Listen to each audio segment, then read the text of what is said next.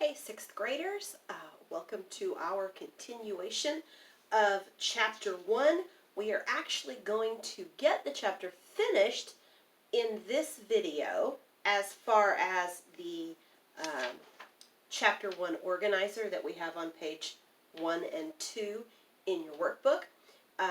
We will have one more video tomorrow over one more thing we didn't cover in the chapter that was on kind of an extra page in the chapter, and we didn't go over that in our notes.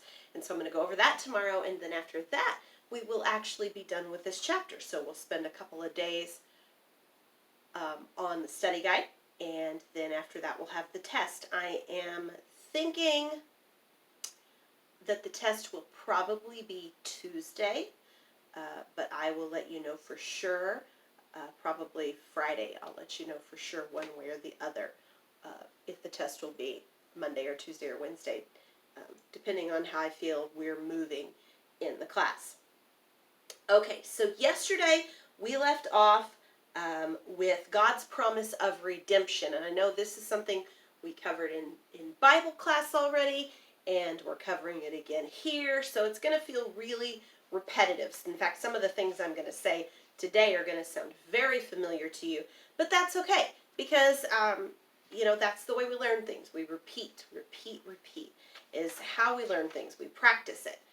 And so we're going to finish up right now, and we are on page 17 in your book and page 2 in your SAM, your Student Activities Manual. We are on Roman numeral 3, letter E, and so let's get started. After the flood, Noah's descendants, you'll remember their names were Shem, Ham, and Japheth, gathered.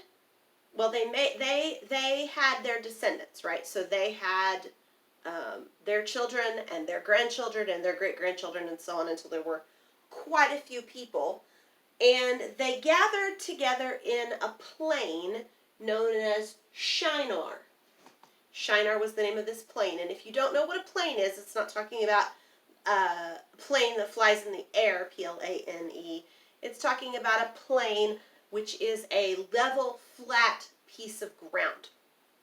They gathered in this plain, and they began to build a city. They wanted to build a city, and they planned to build a great tower. In fact, if you read the account of this in Genesis, you will see that the people wanted to build a tower up to heaven.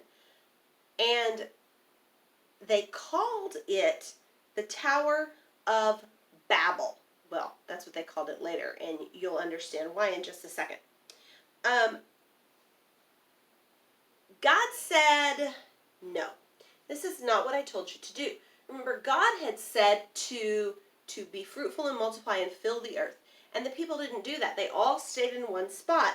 And they all spoke the same language. And so what God did, the miracle that God did at the Tower of Babel, at the plain of Shinar, was he caused all of the people there to speak different languages. Now, depending on your translation of the Bible, if you have a New American Standard Bible, which is what we requested for you to have for school, if you have a New American Standard Bible, it will say languages. I believe the King James Version says tongues. That just means languages.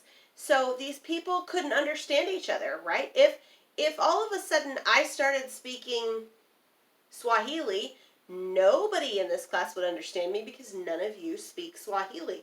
And I would be kind of out of luck, wouldn't I? I wouldn't be able to communicate with anybody. And so what happened is, because they couldn't communicate with each other, they could no longer work together. And so they had to find the people that spoke their same languages, which I imagine probably took a little while, unless God did a little divine intervention there as well. They had to abandon constructing the tower, and they formed their groups, and what ended up happening was these groups went off on their own, and they began to develop into nations. So the Tower of Babel was the point at which nations begin. Ham's descendants founded nations in the Far East in Africa and along the eastern coast of the Mediterranean Sea. Shem's descendants formed nations along the Persian Gulf and in the Middle East, and Japheth's descendants migrated to what is now Turkey and Eastern Europe. If you look in your book on page 18, you will see a map of the different regions where Ham, Shem, and Japheth and their descendants settled. History is basically the story of nations rising and falling according to God's sovereign will. Now we know that we have free will and we make decisions, but overall is God, and He works everything out according to His purpose. Throughout all of history, over and over again, this nation wants to be the strongest, and this nation wants to be the strongest. And God ultimately is in charge. And if one of the things you're going to learn as we study history is you're going to learn that even the biggest, baddest, strongest nations eventually fall if they don't follow God. And so it's very interesting to see God's hand through all of this throughout history. It was through the Israelites, the people of Israel, that God provided for our salvation. We talked about this in Bible a lot. The history of Israel shows how God fulfilled His promise to Eve. Remember in Genesis 3:15 where God says, Eve, your descendants will crush him on the head. And that's what He promised. That Eve's descendant, and that was Jesus, would crush the head of the serpent. And that was when Jesus died on the cross, and then your workbook ends with, it was fulfilled by Jesus' death on the cross. It was fulfilled by Jesus' death and resurrection. I would add that to that.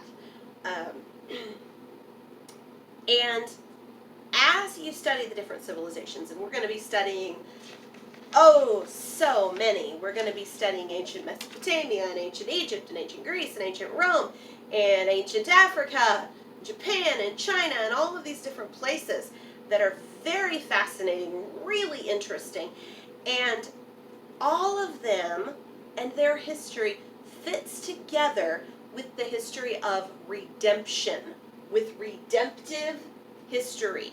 So redemptive is just the adjective form of redemption, or to redeem. And remember, redeeming something means to buy it back. All of history is about God's desire to redeem mankind, to get us back, to make a way for us to come back to Him. Redemptive history.